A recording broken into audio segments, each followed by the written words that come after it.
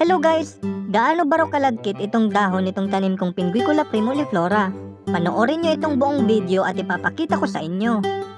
Nag-ikot-ikot ako dito sa aming front yard home garden upang humanap ng volunteer. Sakto naririto si Ryan upang tulungan ako sa experiment na ito. Dali-dali ko siyang kinuha dito sa tubig ulan at ilinagay dito sa ibabaw ng dahon ng Pinguicula primuliflora. Kung mapapansin nyo, itong ibabaw nitong dahon ay mayroong parang mga maliliit na droplets. Mucilage ang tawag dyan at yan ang ginagamit ng halaman sa panguhuli ng mga insekto. Dahil sa pagpupursige ni Ryan ay nakawala siya dito sa dahon nitong Pinguicula primuliflora. Kaya naman muli ko siyang hinuli upang ibalik dito sa ibabaw nitong dahon. Sinusubukan niya ulit na kumawala. Alam kasi ni Ryan na kapag nagtagal pa siya dito ay hindi na siya tuluyang makakalis tulad ng insektong nakita nyo sa pasimula nitong video. Ako ang inyong Bicolanong hardinero Plancoya. Happy planting sa inyo!